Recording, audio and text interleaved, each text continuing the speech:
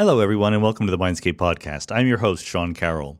One of the great things about the existence of podcasts as a medium, I guess it's not that different from just interview shows on radio or TV, but they're a little bit more ubiquitous now. So they provide a glimpse into things almost as they happen, right? I mean, obviously news events can happen very rapidly, but the increase in knowledge that we get through scholarship and research happens on a relatively more leisurely timescale. And by talking to the kinds of people that we get as guests here on Mindscape, you can see science and research more broadly as it is being done. You get some interesting results, but you also get some insight into the messiness of, we don't know the answer yet. We're still thinking about this. There's still some controversy. Let's see where we go. And it becomes pretty obvious that, of course, we're all human beings. We have our favorite ideas, favorite ways of thinking, and so forth. It's a human endeavor, science and scholarship more broadly. So it can be possible to forget that it has always been that way, because the science that was done in the past, we receive as students and readers and listeners in kind of a finished, polished form, right? We're given Maxwell's equations or Newton's laws in notation that is much easier to understand than what they actually used. And we're given the final result after they had to go back and forth and think about lots of different things. So things we take for granted now. The Earth is round, species evolved from previous species due to natural selection. The germ theory of disease, for example. Of course, diseases are carried by germs. That's very natural. Diseases can be contagious. One person talks to another one, they carry the disease now. It makes sense that some little agent was carrying the disease from person to person. But it took a long time, as it turns out, for the germ theory of disease to catch on. And it's worth revisiting that history, both because the science is fascinating, but also the twists and turns in the human side of the story are fascinating as well. So today's guest is Tom Levenson, a longtime friend of mine. He is a professor of science writing at MIT and an active science writer, author of a number of books that I can highly recommend. The Hunt for Vulcan, about looking for that little planet that was hypothesized to exist between the sun and Mercury back in the day. Einstein in Berlin, about some of Einstein's formative years. And my favorite, which is Newton and the Counterfeiter, about Isaac Newton's life after doing science, when he became the boss of the Mint and hunted down counterfeiters in London. These are human stories. What can I tell you? Newton was a pretty bloodthirsty guy, to be perfectly honest. Anyway, Tom's most recent book is called So Very Small: How Humans Discovered the Microcosmos, Defeated Germs, and May Still Lose the War Against Infectious Disease. It's a history book, a science book, a storytelling book about the various ways that we got from Van Leeuwenhoek looking through a little microscope and seeing that there were critters moving around, to Pasteur saying, I can figure out how to defeat these guys, and not everyone agreeing with them along the way. In fact, some people fighting hard against them, and at some point you have to say a lot of lives could have been saved if people had just faced up to the scientific reality. Lessons for contemporary issues left for you to decide. So with that, let's go.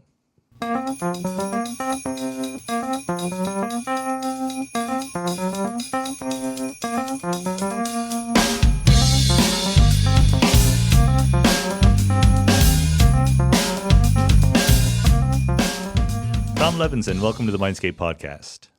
Thank you for having me, Sean. This is great.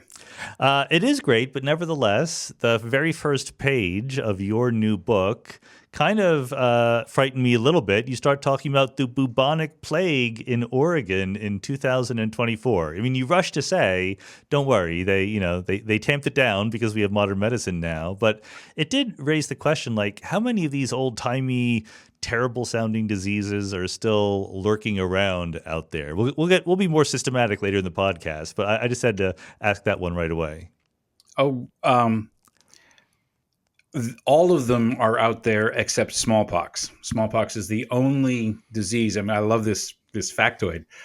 The only human infectious disease that has been rendered extinct in the wild. There is no more virus out there except in a couple of of freezer lockers, which is kind of nervous making that they're there. But essentially, there's no smallpox circulating, hasn't been since at least 1980, and that's a remarkable thing because it used to be the leading killer, and 1 in 3 of people who caught it would die most often. Terrible disease. But the rest of them, tuberculosis, consumption, the disease that took all those figures, the poet Keats and Henry David Thoreau and everybody else. That's still causing 1 million deaths a year worldwide. It's not prevalent in the developed world, but it's still very much out there, and it's actually becoming an increasingly deadly threat. We can go into why later on. Cholera still pops up, and in fact, I saw a recent report that there's some cholera. Clearly, we know about measles. There's as we talk, there is an still uncontained outbreak in Texas, and I understand now it's in measles cases have been identified in something 20 or something additional states. 3 people have died so far in that one. And you can keep going on down the list. Polio has been on the very teetering edge of eradication for decades now, but it's not quite extinct. And there are cases that pop up, including in the United States, as recently as 2022, 2023. And if we aren't careful, that could also break its current very narrow bounds and become a major problem again. So, yeah, they're all still out there. Well, it's interesting because your book is about the historical context. We have a lot of fascinating stories about how we got to germ theory and vaccines and fighting it and so forth. But constantly there's a refrain of it wasn't easy. Like the scientist invented some stuff, and then there was politics, and there was like establishment pride and on all those things. And you can't help but read it and go, yeah, I guess those things are still around a little bit. Very much so. I mean, the book, so very small, began as a question from an editor, like, can you think of decisive moments in science? There were these, my UK editor came to me and, more than a decade ago and said, I'm doing this series on decisive moments. We're doing things like, Picasso's Guernica or Handel's Messiah, the first performance, that kind of thing. He says, but we have no science. What would be good idea? What would be good breakpoints in science? And so we're coffee, and I thought of a couple, and I said, well, Einstein going up the mountain in Mount Wilson and seeing the evidence that the universe is not static is a breakpoint. There's the world is different, or the cosmos is different before and after that moment. And I said, I could do that, but I don't want to do that because I've written about Einstein a lot. Yeah. And enough. And I said, I don't know anything about it, but germ theory strikes me as this, really striking moment. And germ theory, is this idea that was definitively established in the 1870s and 80s.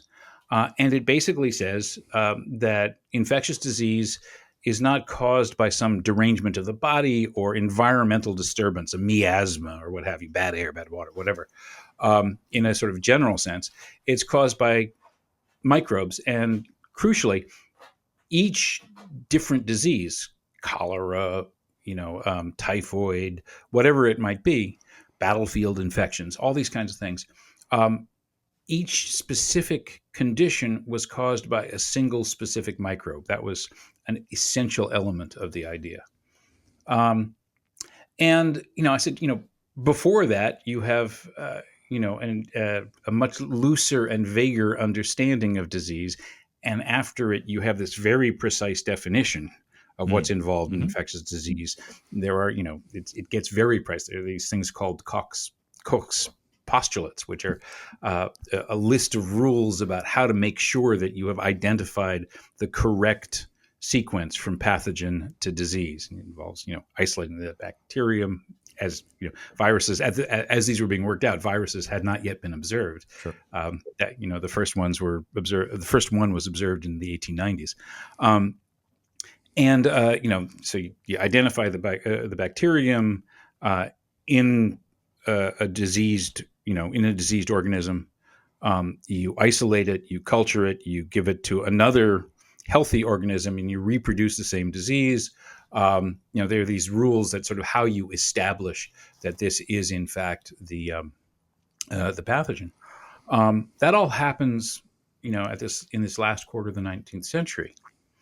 And there's a before and after, and with that knowledge, there are all kinds of things you can do that are also part of the story I tell in the book.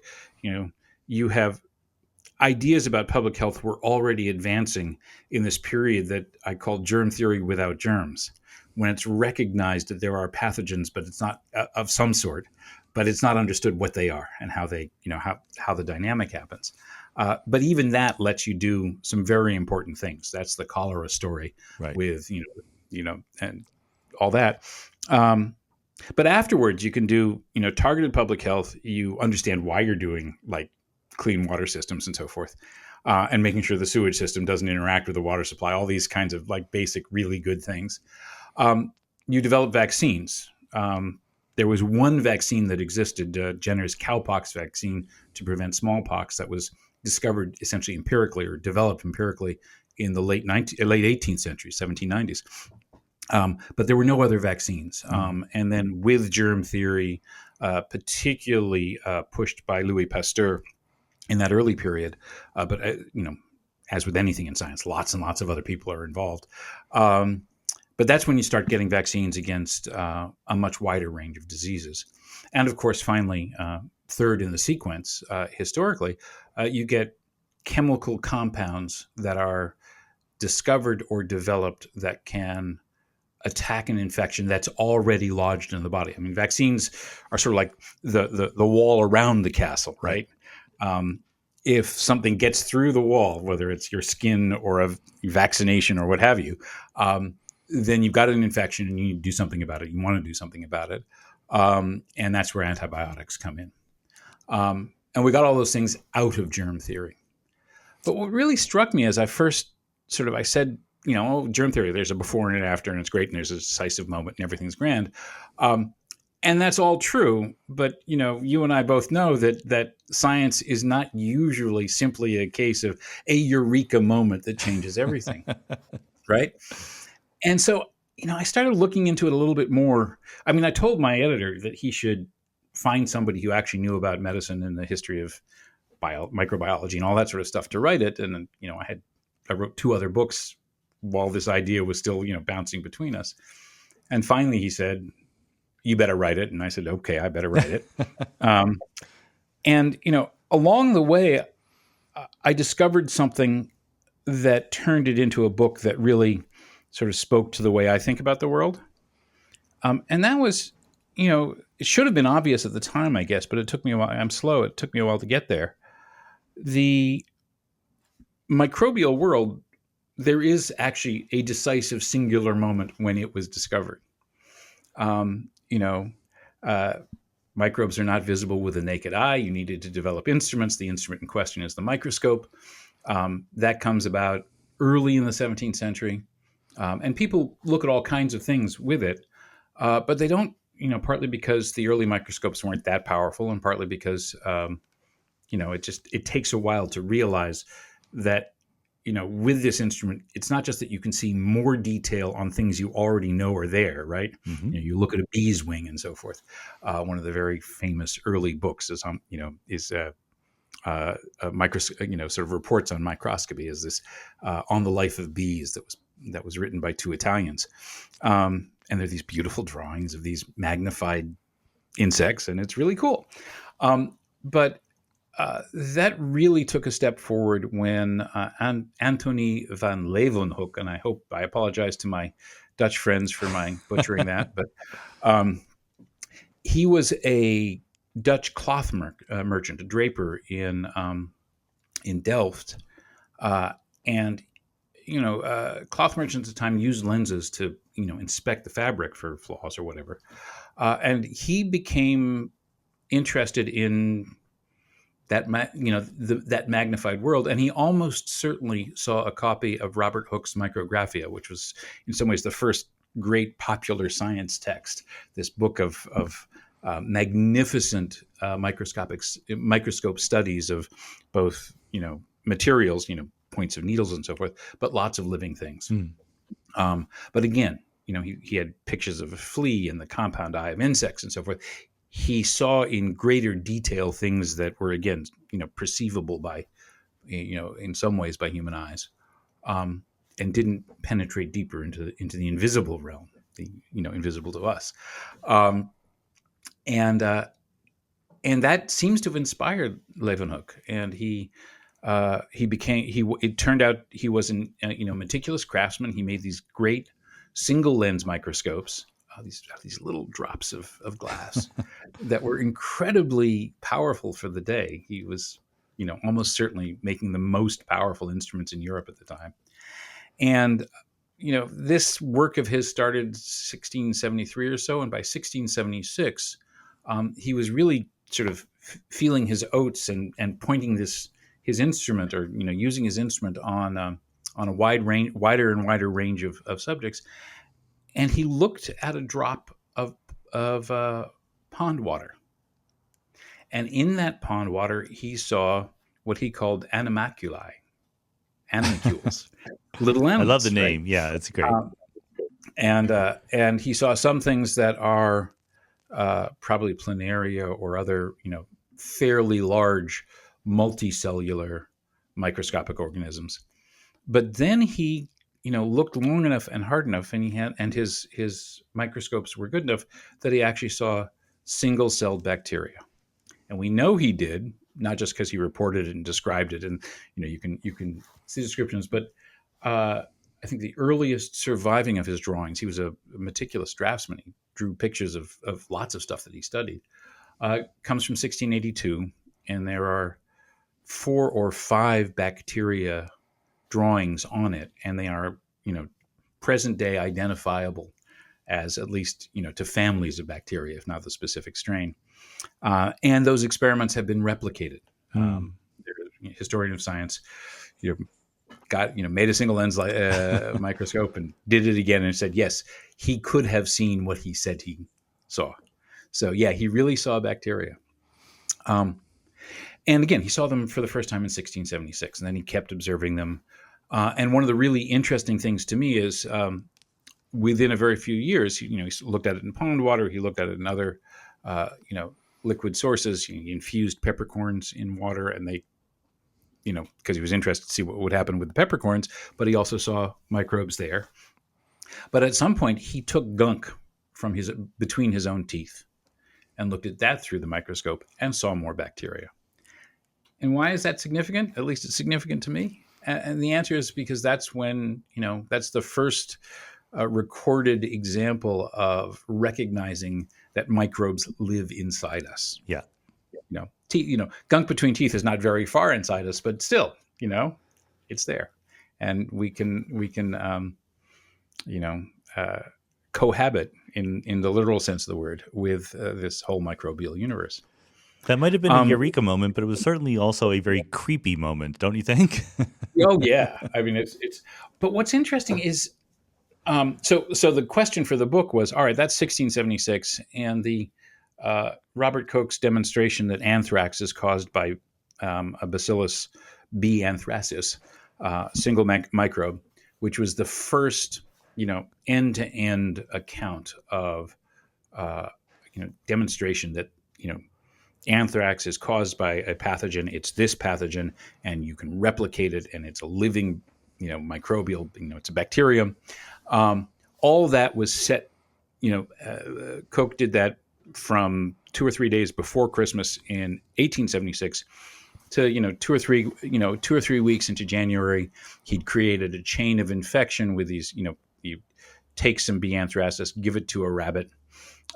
Then when that rabbit got sick, he'd harvest blood and isolate the bacteria again and give it to the next rabbit. And he created this chain of infection, and he isolated the bug and did all those. And he even also traced the life cycle of anthrax, which, he caught them in their spore stage, and he was able to activate, motile bacteria from the spores. He nailed it all in the space of 3 to 4 weeks. But that's 200 years after van Leeuwenhoek. And while it is, I think, formally impossible to say with certainty why something doesn't happen, that's still a long time. And I wondered why it was so long. Right. What were the impediments to figuring that out? And that's really where the book got started. And what became exciting as I wrote the book is it became clear to me, at least, and I hope I persuade readers, is that the broad outlines of why it was difficult to go from the first observation of microbes to recognizing that they actually matter to us in really important ways, that lens helps us understand why we're currently in trouble with infectious disease, why many of the advances of the last century and a half are now at least at risk, if not, already really compromised. Maybe you can help us understand what would have been the mindset of the people in the pre-germ theory era. You've already mentioned miasma theory, but we knew that disease was infectious, or at least infectious diseases are infectious. I'm guessing that people had ideas about how diseases were spread, either by touch or breathing or whatever.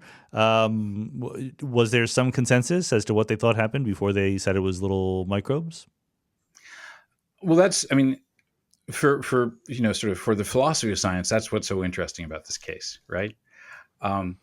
How does a theory get replaced? Well, there's the big broad outlines, and there's you can turn to Thomas Kuhn, or you can turn to people who've argued with Kuhn or whatever. But something that I really think is true in a bunch of different domains is that the easy, conventional, sort of high school version that theories change when a fact comes along that the theory can't accommodate. That's tricky on so many levels. And we could talk a lot about that if you wanted. But one of the problems for making the connection between microbes and disease is that there was already a pretty coherent theory of disease that didn't particularly predict things, but it adequately described what was observed. So when you have something like the plague, there were two questions: what is a disease? What's happening when you get sick, and how does a disease move from one person to the next? Those are obviously related questions, but you can distinguish between them. And there were a variety of detailed accounts of disease, and certainly the more people observed different conditions, people recognized the plague as something other than other fevers that you might encounter, and in part they recognized it because the plague has some characteristic, markers like the buboes, the buboes of bubonic plague, these lesions that burst on your skin and so forth. And even though that's not a universal symptom of the plague, it's common enough that there are ways to recognize it as the plague and not as what we would now call typhoid or something else. Now recognized as typhoid. But so there was some people in the past are not dumber than we are. They have less information or different information, but they're not stupid. And so there were detailed observations, and people obviously wanted to know what was going on when you had a terrible event like the plague. But the basic idea is that there is, that healthy bodies are in a form of balance. There was humoral theory, the four humors that have to be in balance, but there are, sort of other broader, you could sort of generalize that. You didn't have to be a Galenist and say, it's the humors. There were what were called chemical physicians, which were people who were looking at more detailed accounts of the substances that make us up, and people were beginning to be aware of bodily systems. I mean, this was, William Harvey working out the system of blood circulation is not just important for that one story. It sort of gives you a way to think about how the body works that was distinct from what went before. But overall, the idea is, when you're healthy, your body's in balance, and ill health is some derangement of that balance. And if you think about it, as a sort of broad statement, that's it's still true, It's a right? If metaphorical you way of talking about what's yeah, going on. Yeah. I mean, look, think about diabetes. It's a problem of insulin regulation. Well, when your insulin regulatory system is working as it should, you don't have diabetes, and when it isn't, you do. That's a form of imbalance. It's still it's not a crazy concept. It's a perfectly understandable one, and it adequately described what was observed with the naked eye. Um, and similarly with the spread, the origins, where does the first case come from, and then how does it spread? Um, there were, uh, a range of possible sources. I mean, ultimately, the source was God. God, you know, had was expressing judgment on individuals or societies, and this judgment, the judgment was expressed through the events that happened to you in life, including illness. But it was well established that um, people live in the material world, and divine judgments and the devil's blandishments, etc., occur through natural means. There was a scientific approach to understanding both, satanic and divine regulation of the world, or interaction with the world. And so you look for things like, and that's where miasmas come in. It's you know literally bad air. It could come from an emanation from the earth. It could be the foulness of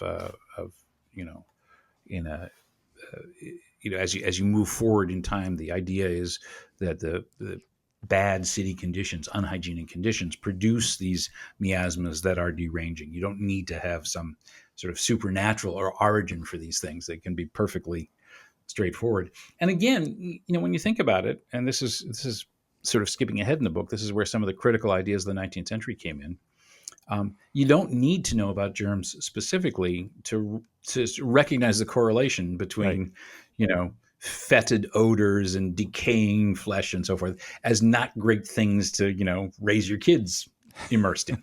Um, so you have all this knowledge, and you have a persuasive. And the great thing about miasmas is you don't have to invent a mechanism for carrying them from place to place, because if it's in the air, or if it's somehow in the environment, it can move from person to person. And there was the idea of contagion, which comes from the root to touch. So obviously handling somebody diseased was understood as a risk for the person doing the work. Uh, but also contagion as a concept sort of grew more indirect. I mean, I had the image in my head of the old 1950s early slush box automatic transmissions, the hydromatic, where the gear changes are carried through water. You don't actually have a direct mechanical connection between bits of metal. The idea of early disease contagion being kind of hydromatic contagion. Uh, struck me as a sort of plausible metaphor. But all that, you can look at the Great Plague of London, which is sort of where the book proper starts, and you've got a sufficient explanation. Now, you did have people who were looking both for specific treatments that might actually help with the plague, and they had no idea, and the things that were proposed were ineffective, though in some cases may have made people more comfortable when they were asked to drink more alcohol or something.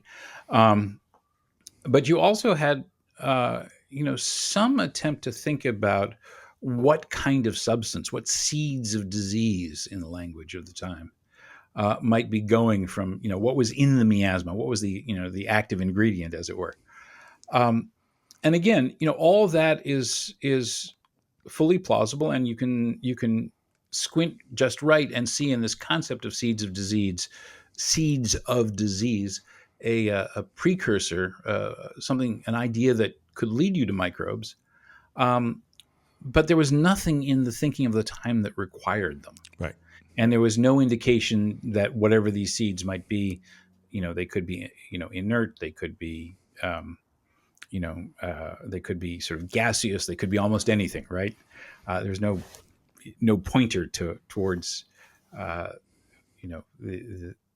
some specific identifiable living element. And of course, during the Great Plague of London, this was 10 years before Leeuwenhoek first saw microbes, but there were diseases that went, the diseases didn't stop in 1676, obviously. But this is something that's interesting that comes out in the book. It is quite a span of time in between Van Leeuwenhoek and then the acceptance of the germ theory of disease. But not only were people fighting disease at the time, they were doing so, at least sometimes, in ways that, in retrospect, make perfect sense if you believe the germ theory of disease. So in the book, you talk about John Snow is a famous guy, Florence Nightingale as the nurse, and a lot of modern methods of being clean and well-behaved. But the one I have to ask about, since we don't have infinite time, is Cotton Mather, who is more famous for other reasons, but apparently he was quite the experimental medical doctor. Well, I wouldn't. He's more of an eager magpie than an actual rigorous experiment. I mean, so Cotton Mather, of course, is a Puritan minister. He's most famous for his role in the Salem witch trials, in which he deeply believed in the truth of the testimony of those who are accusing people of being witches, and believed in sort of dream evidence. I dreamed this happened, and thought that was how Satan would communicate, and was thus directly implicated in the deaths of a lot of people who were clearly, shouldn't have been killed. And at the same time, and he was part of this. He was not just any Puritan minister. He was, if there can be such a thing, he was part of the Puritan aristocracy. His father and uncles, and his whole family was basically in the business of being Puritan leaders. And he's a very funny character. He apparently, when he was a student at Harvard back in the day, he apparently had some inclination to become a doctor, to study medicine. But of course, the pull of the family business was too strong. And the family business being a minister. Yeah, exactly. He was ordained in and gave his first sermon at his father's church, which was the leading church in Boston. When he was ordained, something like 20% of the population of Boston was in the audience. I mean, it was like, he was a big deal. His family was a big deal in that line of work. But he was clearly also both intellectually ambitious and interested in the natural world. And so 20, 30 years after the witch trials, he started writing to the Royal Society in London with these sort of American curiosities. And some of these things were just bonkers.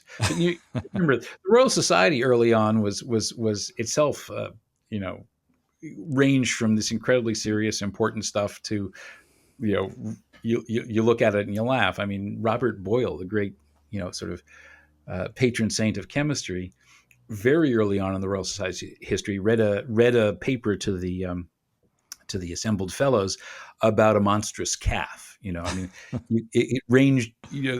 Truly, their interest ranged all over the map. And Mather presented these sort of American wonders. Some of them very, very real, interesting bits of natural history. Some of them these sort of legends that he seems to have accepted credulously.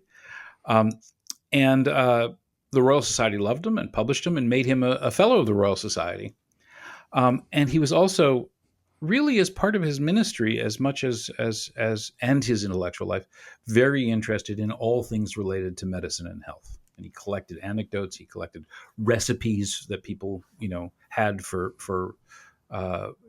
cures or nostrums, and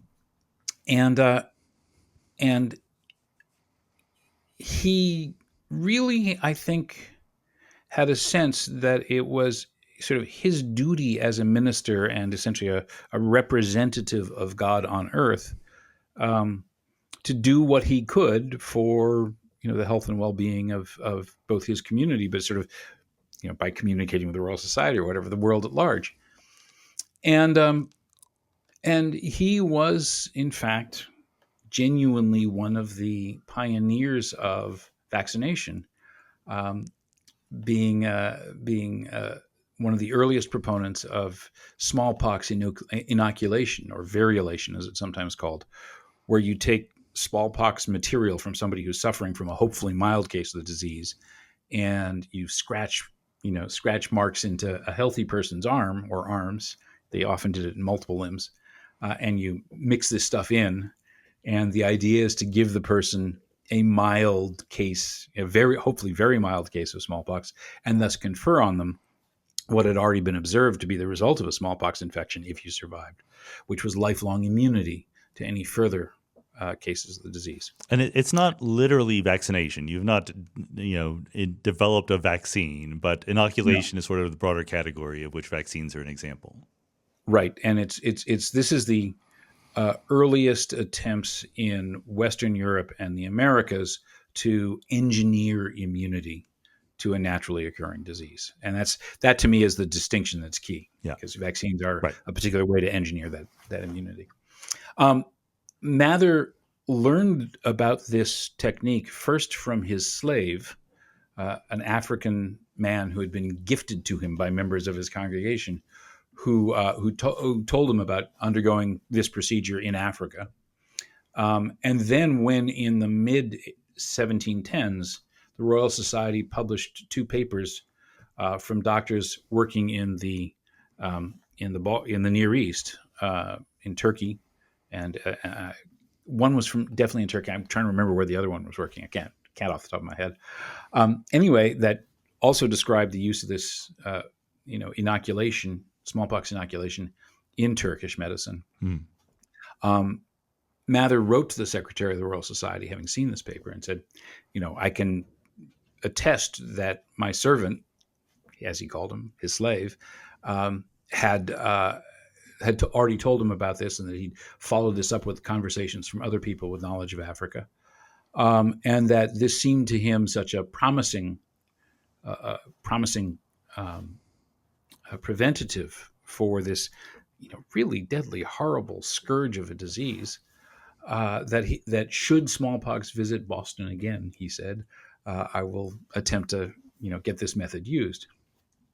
And sure enough, a few years later, in 1721, smallpox comes back to Boston, and Mather tries to persuade Boston's medical community to do inoculation. Only one member of that community agrees to do so.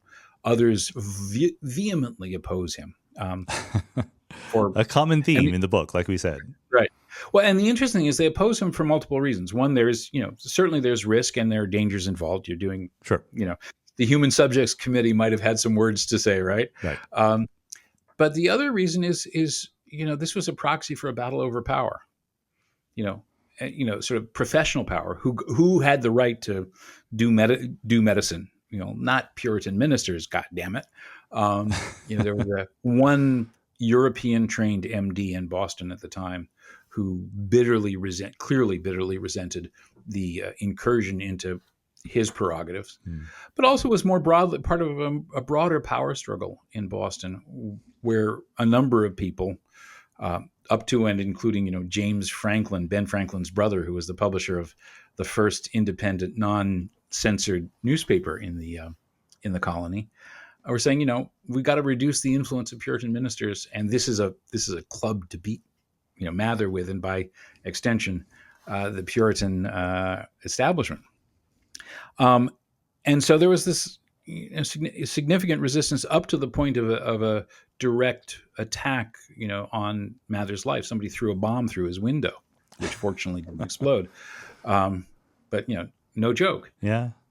And so ultimately, they were able to inoculate a few hundred Bostonians with almost entirely good results, while several thousand Bostonians got sick, and something like 14% of them died.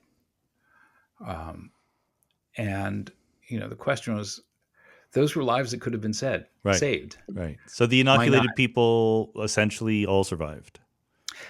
Essentially, there's a bit of controversy because a few died, and the question was, were they already ill or had they died of something else? Sure. And the person who was doing the inoculation said, yes, they were all, wasn't me.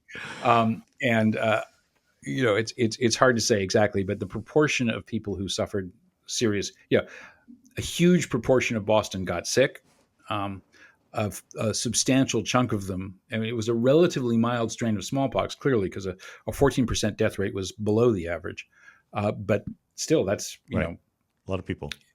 Yeah, it was, Boston was under 10,000 people. And I think, again, I should look at the book right now. Something like 900 people died. So it's, that's a big chunk of Boston, right? Yeah. And, and the objections to this inoculation campaign were sort of the prototype for what would come after. Some legitimate medical concerns and a lot of other stuff going on at the same time. Political issues, cultural reluctance to, attempt whatever was going on. Specific social enmity, Right. All those things mix in. And that's not what you think of usually as an explanation for why some scientific event doesn't happen. You do if you've read some science. You do if you know a little bit about the history. So that's not surprising to me. Speaking of personalities and conflicts and things like that, let's leap forward to the real germs. And Louis Pasteur, I guess, is the first person to talk about. Obviously, from your book, I get the impression that on the one hand, he deserves as much credit as he gets. He really did do a lot of other things. On the other hand, just like the more familiar examples to me of Newton and Leibniz, there were rivalries and jealousies and bitter priority disputes going on. Absolutely. Just to put a mark in it, I hope we can cycle back to the story of childbed fever, because that's a really classic and important case in this. I think it sets up some of what we're seing now. Oh, we can talk about childbed fever. Let's do it. Yeah. We're not going to run out of electrons. Okay. So childbed fever, puerperal fever, is an infection. There are actually a number of different bacteria that can produce its symptoms. And it happens to women who have just given birth. And it can be devastating. I mean, it's very frequently fatal. And what's interesting is there's a whole sort of social history dimension to it. Puerperal fever is described in ancient Pythagorean texts even. So people knew about it in antiquity, and it clearly is a disease that didn't just pop up in Europe in the 16th, 17th century. But there was a change that happened up until sometime in the 16th or 17th century. Childbirth had been largely the province of women. It's handled by midwives, or it's very local. So if you wouldn't have in a village 12 women giving birth in the same week, right? That's not usually how it worked. And reports of puerperal fever are sparse from that period. And partly they're sparse because, this was not, that community was not a writing community. There weren't journals of midwives and so forth and so on. But in the, as, European cities grow and power centralizes, and you have things like increasingly formal associations of medical of experts, in some sense, doctors, childbirth becomes increasingly sort of overtaken by male doctors. And at least in the cities, happens in hospitals where you get, you do get a lot of women in the room at the same time giving birth. And that's when you start to see not just individual cases of puerperal fever popping up from time to time. Bad luck. There's, so the wrong bacteria happen to be in the lying-in chamber. That could happen. But when it happens in a lying-in hospital, you have the perfect conditions for the bacteria, the pathogens, to move from patient to patient. And that's what happened. As very early on in the history of the hospital, you have stories, you have reports of essentially epidemic puerperal fever. The problem with hospitals is they're full of sick people. It's a terrible They're place to full of go. they're full of sick people, and you know, if you have a person, delivering, attending a delivery, and then wiping their hands off and moving on to the next person, uh, you can see where the problem might arise, right? So so over the course of the 17th and 18th century, there are repeated reports of outbreaks, of puerperal fever, where dozens or more women will suffer and many die from this condition. And you start seeing like conditions, you might have sort of a 2 or 3 year run where there's just this ongoing transmission of puerperal fever.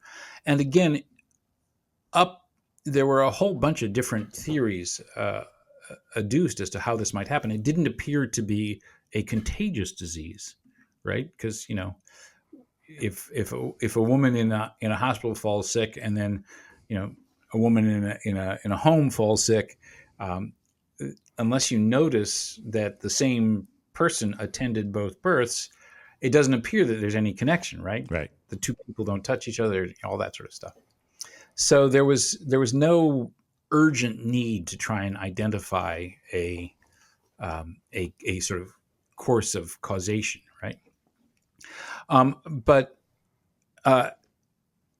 people did notice that these were that the sort of explanations for how some derangement of how the milk was being expressed, or other issues that might attend a difficult childbirth, that didn't really explain why you'd get clusters of cases in a place and time. And so in 1795, well before, the conventional story is this is all worked out in the 1840s in Austria. But no, in 1795, this doctor in that, well-known center of medical research, Aberdeen, Scotland, in 1795, a local doctor started delivering babies, and took notes on the midwives who were delivering babies, and there was this ongoing chain of infections and people suffering and dying of puerperal fever. And he tried a couple of different explanations. He looked at weather reports to see if there was a correlation with weather conditions. I mean, again, there was no base of knowledge or theoretical insight that drove this. Purely empirical, what's going on. So he looked for correlations, and eventually he started noticing that there was, it didn't take him that long, he started noticing that there were sequences of infection. Both he and the midwives would go from patient to patient to patient, and those patients would, in sequence, come down with this, terrible, debilitating, too often fatal condition. And he wrote it up, and he said, basically, we're the cause. And he didn't say it basically; he said it explicitly. He said, it shocked him to realize that he had been the source of his patient suffering. And he wrote this and published it in 1795, and nothing happened. Nothing happened. He was basically driven out of town. The midwives were furious at him for suggesting that they might be killing their patients. It didn't get picked up in London. So something happened, but not acceptance of his ideas. Yeah, and a few years later, he died of, I think, tuberculosis, and was basically lost to history. And there's no, but the idea was there, and if you looked at that and you could say, okay, there is something that is moving from patient to patient on the doctor's hands or on the midwife's hands, and we need to interrupt that. You could. That was not a difficult leap to make, but it didn't get made. And science did know about microbes at that era.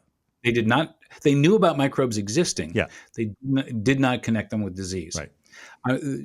I know we're sort of looping and looping. One of the most interesting things in the book, one of the things I found most surprising, was that Cotton Mather in the 1720s, Cotton Mather, witch burner, actually wrote down a suggestion that Leeuwenhoek's animalcules might be the cause of diseases. And he even says, different animalcules could cause different diseases. This was, he wrote it down.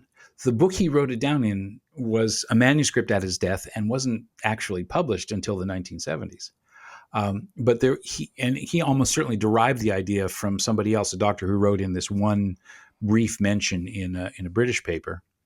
And again, these ideas were thinkable. People could imagine it clearly. Right. We have that absolute existence proof, right? But it struck no chord, and the idea essentially disappeared for well over 100 years, which is still, to me, I mean, I try to explain it. I think I do explain it. But when you just stop and think about it for a minute, it's mystifying and incredibly saddening when you think about how much loss and pain and suffering derive from the fact that nobody picked up on that. Well, but there's a lot of ideas in the history of science that nobody picks up on. But here's something where it's kind of obviously important to make progress on this. And you might hope that people are responsibly searching around for every possible hypothesis to go test. You would. And I mean, one of the things if people listening to this take one thing out of it, the truly remarkable thing that Leeuwenhoek did is he revealed not just more information about something, but a whole new realm of, material existence that no one had suspected existed before. Up until that moment, we didn't know about the microbial world, the microcosmos. And it's there, and we now know how incredibly rich and important it is, and how deeply embedded in the history of life on Earth, and all the different things we can now say about microbes. But it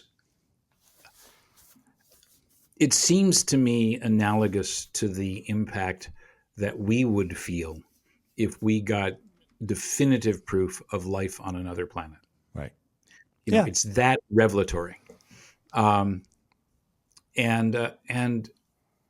you would have thought that would have led to more speculation. I mean, again, to sort of push the analogy, think of all the writing from people, in the 19th century and on about life on other planets. That very early movie of the Lumiere brothers' Journey to the Moon. I mean, the idea of clearly the existence of other worlds beyond our own is enormously stimulating the imagination.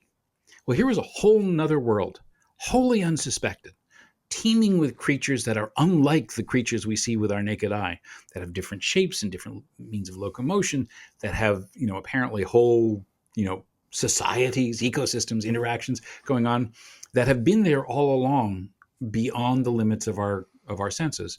And now they're there. I am a little perplexed why that wasn't crazier, right? Why that didn't make people jump more. Yeah. But I know I rabbit on too long about such stuff, but just to sort of round off the puerperal fever story, flash forward to Boston in the 1840s, Oliver Wendell Holmes Sr., mediocre poet, Boston Brahmin, and medical doctor. At that point, a young medical doctor.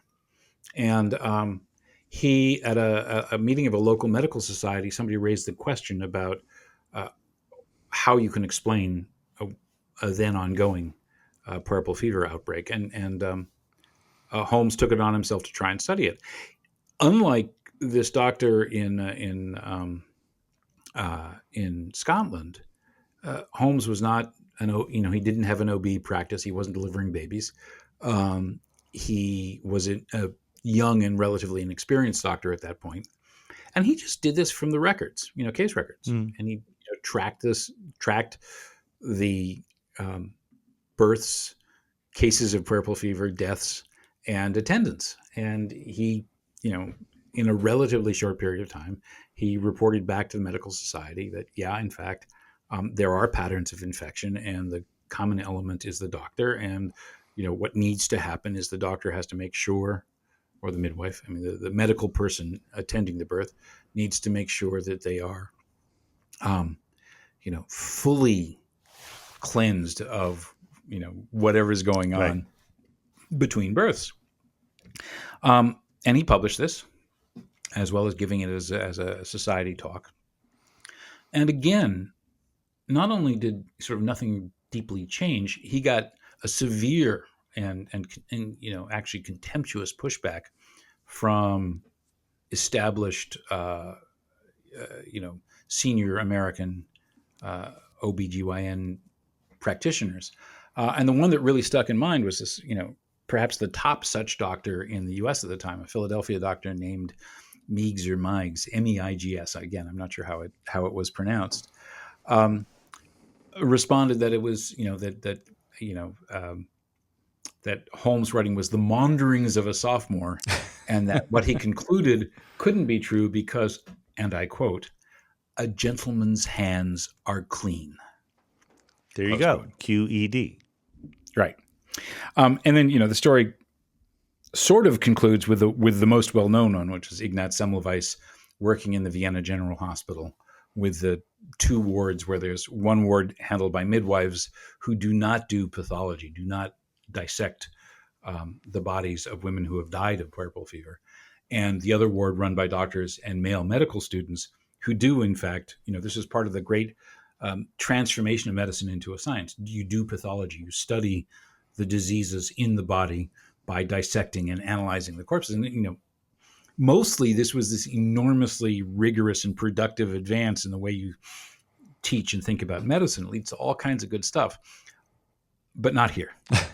And so, you dissect somebody who dies of puerperal fever, and guess what you have on your hands and body and clothes if you don't sterilize yourself. And so lots of twists and turns in the story, but Semmelweis figures out that this is the meaningful distinction between the two outcomes. The midwives ward has a very, very low rate of puerperal fever, and as many as 10% of the patients in the other ward fall victim to it. So it's a big deal. And he says, okay, we're going to stop this. He puts a chlorine solution that, next to the autopsy room, and says you can't go back to the ward until you wash your hands thoroughly, until there's no smell left. Again, didn't know about germs. He didn't know what it was. He just said there's these, cadaverous particles, and you got to, they're associated with death. So you've got to wash the stink of death off you.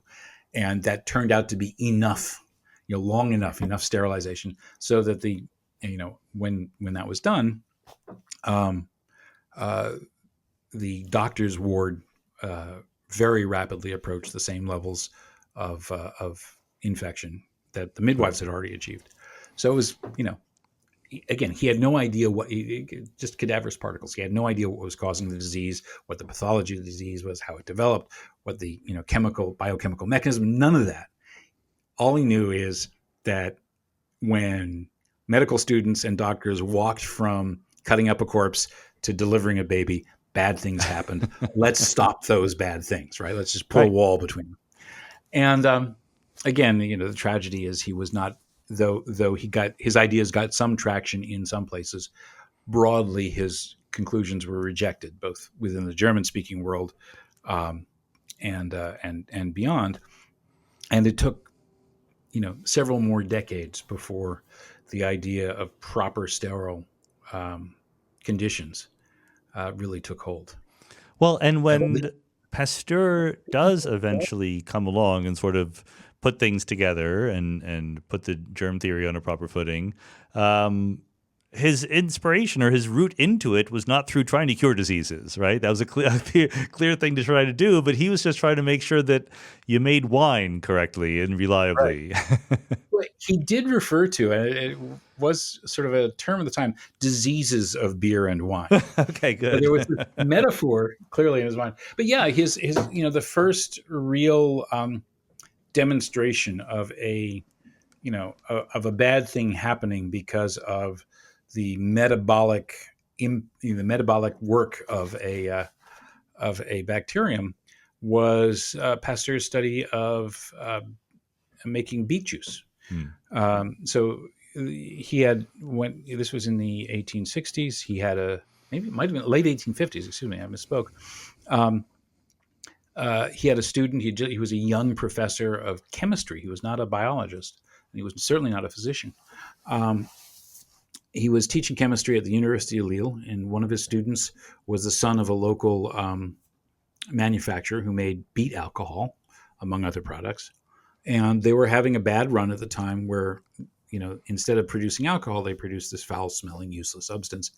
And, they wanted to know why. And Pasteur agreed to take a look and eventually identified a lactic acid bacterium. So instead of, yeast metabolizing sugar and water into alcohol, you had lactic acid bacteria metabolizing their inputs into this foul smelling, nasty, industrially useless lactic acid, hence the name, within the beet juice. And he was able to say, basically, you want to make sure your vats of beet juice are free of these bacteria before you go in, and gave them some insight into industrial processes. But that was the first insight where he saw that two things really, that bacteria free floating in the atmosphere, microbes free floating in the atmosphere, could reach and affect substances like beer, wine, beet juice, soup, whatever. So there's this notion that there is this, the potential pathogens that we are surrounded by all the time, and that these microbes actually do have meaningful, large-scale physical effects on the scale that human beings occupy. And there are a whole series. I mean, he did. There was that insight took him in a bunch of different directions.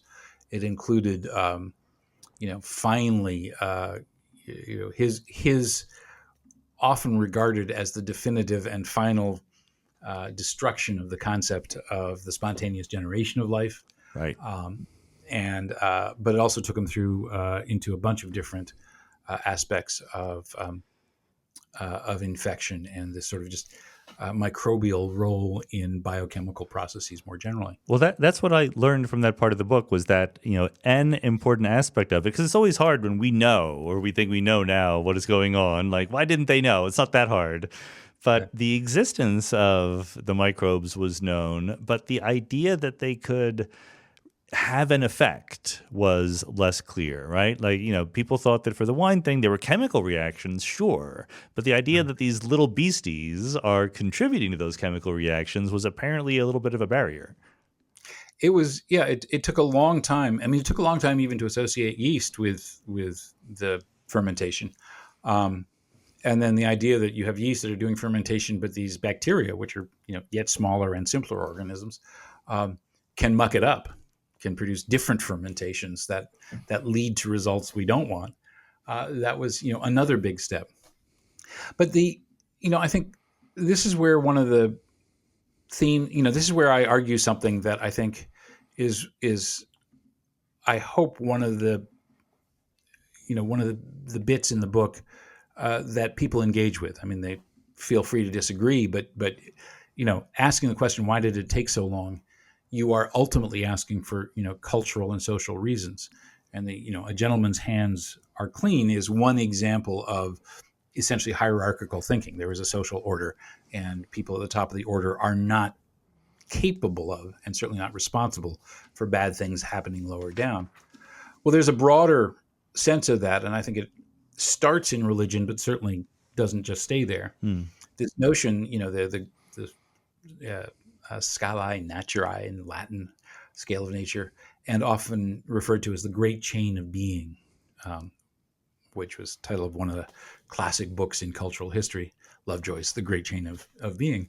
But, it's this notion, and you see it in the first chapter of Genesis, that, there is God, there are the heavenly creatures, and then there's humankind. And all the rest of creation is given into our dominion explicitly in the text of the, that first chapter of Genesis. And this gets elaborated in a bunch of different ways. And you get, by the Middle Ages and later, you get these, beautiful, elaborate drawings showing, an old white-haired gentleman sitting on a throne at the top, and angels with their wings, and then people, and then all the way down to rocks and dirt, through the ranges, some hierarchically organized view of the kingdom of life and so forth. And one of the things that structure, I think, makes it easy to believe and hard to disbelieve is that authority goes from the top down, and not the way, authority and agency, and Agency. not the other way. Right. Effect. So I think, and again, you see those ideas. It doesn't have to be divine, or the divinity and the explicitly religious framing of it can drift very far into the background. The idea that humankind is superior to the animals is one that you can believe without needing to have the authority of Genesis. The idea of white people are entitled to rule others is certainly one that was persuasive to an awful lot of people for a long, long time, and perhaps to some folks still. The idea that there is a hierarchy of agency and authority, Right. is one that persists in lots of different domains, and I think it mattered here. I think it was very, very hard to imagine that microbes, which were delightful to look at, and it's wonderful to be a tourist in the microcosmos. The idea that they could turn around and have, agency or impact on, us crowns of creation, it's a very hard thought to think. You need to, I think, and that's one of the things I think I chronicle in the book. You need to accumulate a lot of, ideas and specific instances where you see something is going on in the disease process that needs explanation, to really kind of let go of the idea that that in some sense the bad things that happen to humans do to each other. Yeah, That's an easy idea to master. But to extend that and say, well, despite our big brains and our opposable thumbs and our tool using, these single-celled simple creatures can really mess us up. That takes some thinking. Okay, and do we properly give Pasteur credit for finally saying that out loud, clearly for everyone to see? I know there was some controversy. Yes, I think Pasteur and Robert Koch are the two people who are most associated as the major founding figures in germ theory. And yes, they were enormously, they had enormous impact. They made major discoveries. They were rivals. Pasteur really did try to undermine Koch's sort of claim of unique discovery with the anthrax bacterium. Probably, Pasteur did important stuff with anthrax, including coming up with an anthrax vaccine. But he certainly overstated, and he did mess with Koch. Koch did not take that well, and responded, really in very hostile and even more belittling terms to Pasteur. Most of that just doesn't matter. I mean, it didn't matter at the time. Both people, went on and had the careers they had without really impediment. It just clearly pissed them both off. And there was an enormous, at that point, also remember there's an enormous Franco-German rivalry. Exactly. Yeah, Germany had stomped France in the War of 1870. So there was that nationalistic animus as well.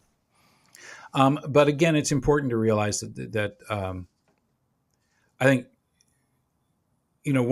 Pasteur seeded some of the first major, derivatives of germ theory. News of his work on yeast and fermentation reached Joseph Lister, a doctor practicing in Scotland. And Lister realized that if these bacteria lurking in the air could contaminate beet juice or beer or what have you, then they could also perhaps explain the terrible problem of surgical wound site infections, which were basically made, much surgery impossible to do, and many surgeries very dangerous. And you would have a compound a fracture of a limb, and more often than not, surgeons would amputate rather than treat because the likelihood of infection was so high. That kind of thing. And Lister invented essentially sterile surgery and showed that you could, in fact, if you did, originally very elaborate work to try and, wall off the wound site from bacteria, you could, in fact, perform surgeries that had, previously been fraught with danger or simply unthinkable. I do want to go ahead. I'm sorry, go ahead. I was just saying that happened in the 1860s. Yeah. Tragically, it happened just after the Civil War. So you have this Civil War was tough. Yeah. And if you got hurt. Yeah, more people died of disease and wound infections than died of, immediate battlefield trauma, right, by like 2 to 1. Well, the chronology is definitely interesting, because I wanted to, again, skip to the highlights here, but vaccination, now real vaccination becomes a real thing, but it did predate, again, Pasteur, but he had a famous experiment with the sheep that I really love. And even though, it's famous in some circles, but let's pretend that not everyone listening has heard about it. Okay. So, as I said, Pasteur invented an anthrax vaccine. Again, one of the reasons why it's always fraught to say, well, Pasteur was this great giant colossus astride, so people had identified a bacterium with anthrax cases before that.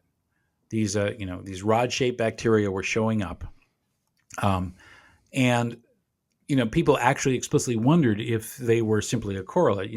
You get sick with anthrax, and that makes your body less, able to defend itself against, the slings and arrows of outrageous fortune. And these bacteria are opportunistically, making their home in your bloodstream, that kind of thing. Nobody actually sort of definitively established that these bacteria were the pathogen until Koch did it. But there was this. It was certainly known that this bacterium was present in essentially all cases of anthrax by a decade or more before Pasteur started work, and 2 or 3 decades before Koch got his interest going. So Koch identifies and establishes, and nobody, it's now, clearly the correct answer, that this one particular bacterium is in fact the source of the symptoms of the disease when they infect an animal or a person. And Pasteur works to, his basic method was to try and, pass the bacteria through repeated animals until it was attenuated, keep, recycling it. And, he tried aging them in cultures. And there are lots of different ways that he worked to try and create less pathogenic versions of the microbe. And he eventually got it. Again, there's a little controversy. Did he, in fact, have a live attenuated vaccine by the time he did this famous experiment, or had somebody worked on actually a killed version where they actually fixed the bacteria in some chemical? There's, the notebooks are a little funky there. And there's been some study, but and he announced that he had a vaccine, and an anti-germ theory doctor said, "Prove it," and challenged him to this test where he was going to take. There would be 2 groups of sheep, and I think there were a couple of goats involved as well. And they're going to separate them up, and all of them were going to get injected with anthrax.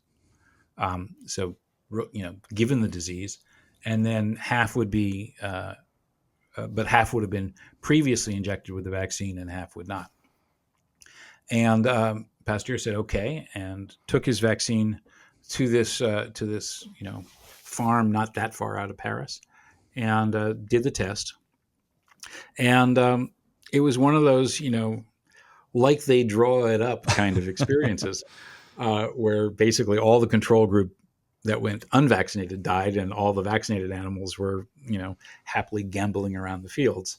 And it was regarded and presented, certainly in the popular press, which Pasteur was really good at representing himself in, as this sort of clear triumph and clear demonstration of the truth of germ theory. It's one of the things we didn't. You wrote a long book. I'm sorry, Tom, but we didn't get to talk about all the cool stuff. People should buy the book.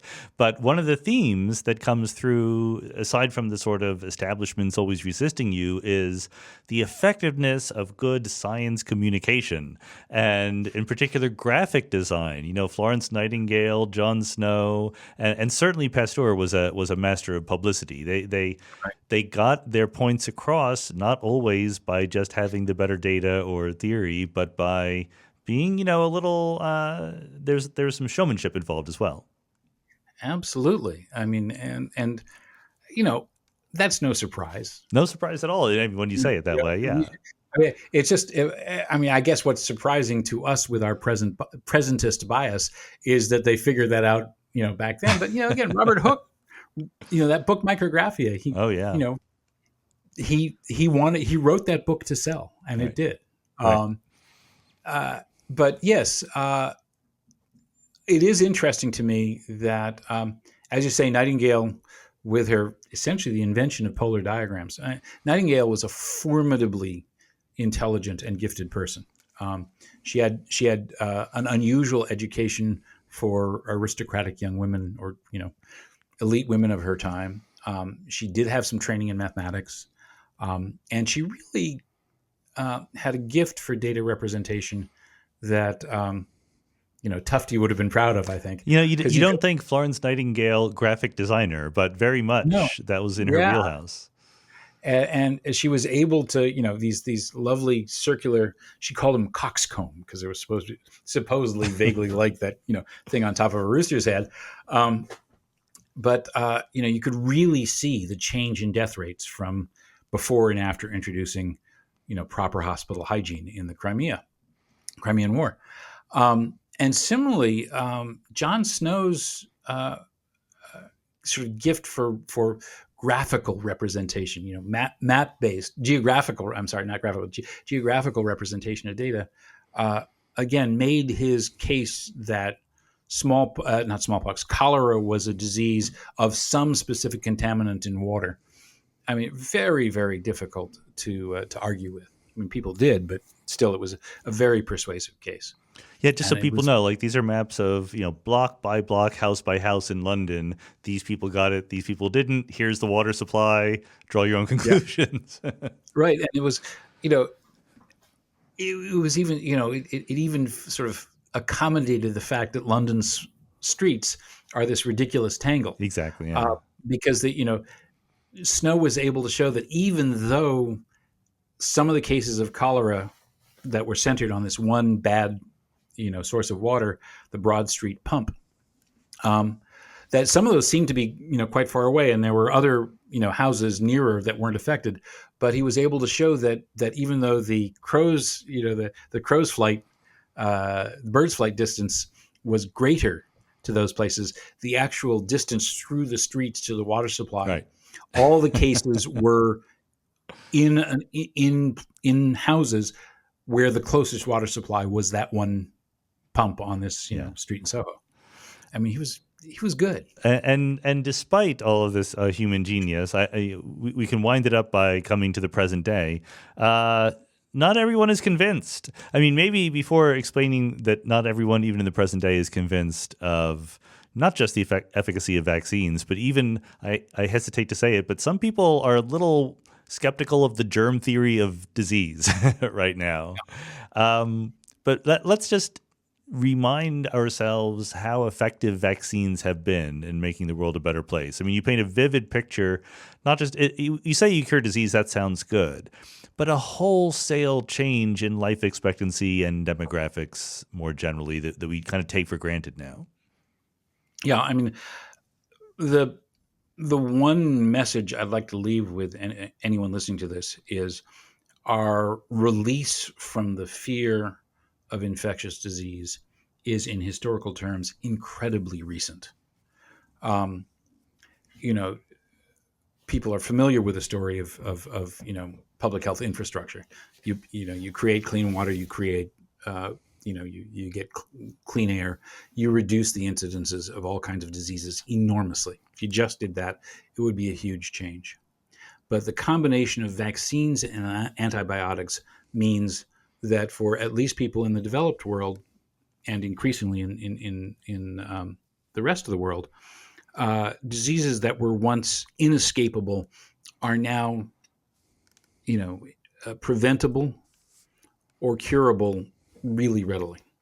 And in London, as late as 1900, there was still a significant rate of infant and child mortality, and that basically is not a problem. I mean, the fact that the U.S. child mortality, infant mortality, is worse than the rest of the developing world is a fact and a serious problem, and has social and political roots, not medical ones. We know we can prevent these maternal and child deaths, and the fact that we don't is in fact a social choice, even if we're not conscious of making it. But broadly speaking, in 1952, there was a terrible polio outbreak in the United States, and thousands died, and more were affected with, lifelong consequences. And 2 or 3 years later, the first polio vaccine came out, and that threat, our parents or our grandparents were terrified to let their kids go to the swimming pool in the summertime in the 40s and 50s. That's no longer an issue. Yeah. The vaccines against common childhood illnesses, there were a couple done before the war, before the Second World War, but most of them emerged between 1950 and the end of the 1960s. That's not very long ago. No. It's recent enough so that I am, though I'm sure you wouldn't think to look at me, old enough so that I was a kid before the rubella vaccine, which was the last in the list to show up, was available, and I caught a case. German measles, it was also called. Yeah. And it was really unpleasant. And I was lucky because there are possible lifelong consequences for rubella, and I didn't get them. So that's great. But this is living memory. And now, however, or up until very recently, those things were, measles was declared eradicated in the U.S. Around 2000. It's back. Right. Up until very recently, no parent had to seriously worry that their child would be killed or damaged by diseases that for almost all of human history were devastating companions, just things that you had to live with. And again, I think there are a lot of different reasons for this. There are explicit political reasons. There are, just the fact that amnesia, this lack of experience means it's very hard to credit that the threat exists. That's a human, a perfectly normal human reaction to things. If you've never seen it, it's hard to believe it's real, right? But the anti-vaccine movement, and more broadly, the sense that public health in general, not just vaccine regulations, but the other things we might do, like wear masks and physically separate during COVID, these are seen by, I think, too many as unwarranted intrusions into the individual liberties of everyone. And that's not precisely the same as the kind of hierarchical, chain of being kind of stuff I associate with the difficulty of getting to germ theory, but it's clearly a kissing cousin. There is a sense that there is still a hierarchy of agency. My choice is inviolate. Right. And, it's, and you see that happening in our politics right now. RFK Jr. is his HHS is rewriting vaccine guidelines to emphasize that vaccines are an individual choice and that there are complications and all that sort of stuff. There are risks to vaccines, et cetera, et cetera. And this is very much locating the choice and decision-making power over the sort of creation of these ecological niches for infectious disease. It's locating that in your choice and my choice and Yeah. everybody else's choice.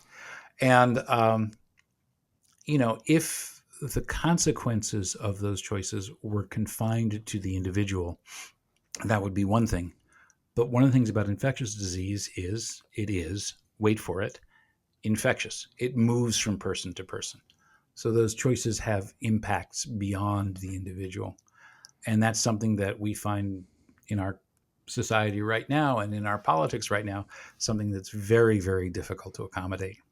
And it's also And a case where, you can believe whatever you want, but at some point, as a scientist, I do believe there are objective facts out there about how the world operates.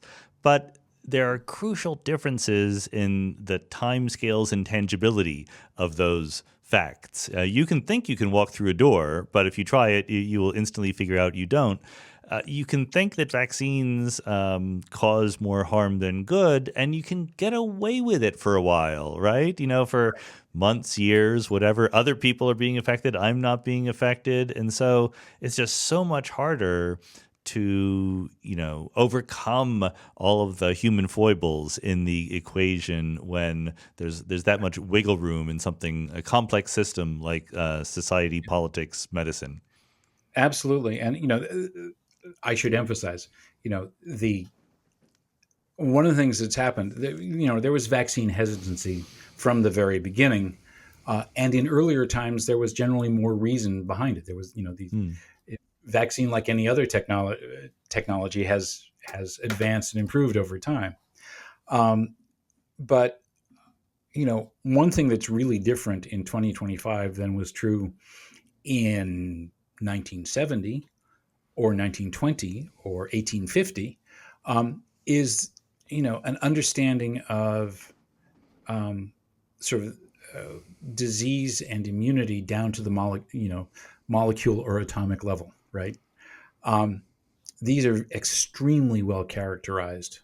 It's not that everything. There's lots and lots of stuff that is not known about specific mechanisms and pathways and all kinds of stuff, but an enormous amount is known. And the mechanism by which vaccines have their impact, the reasons why some vaccines confer lifelong or extremely long-lasting protection and others do not is part of the interaction between vaccine and pathogen.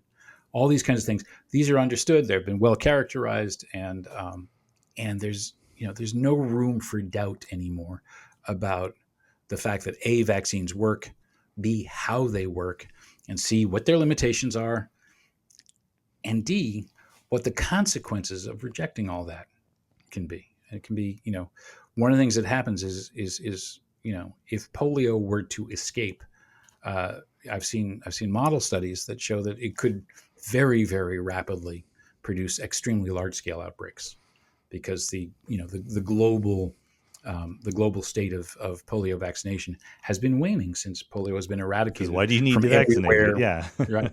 Well, it's gone everywhere in Afghanistan or Pakistan, and the only reason you'd vaccinate now is if a case showed up. Yeah. Yeah. So the the risks are real and growing. And one of the things you'll see is, as I suggested earlier in the book, that some of the issues in thinking about microbes were unrelated to anything to do with the science of microbes or the natural history of microbes at that time, but to, well-established social and cultural predispositions.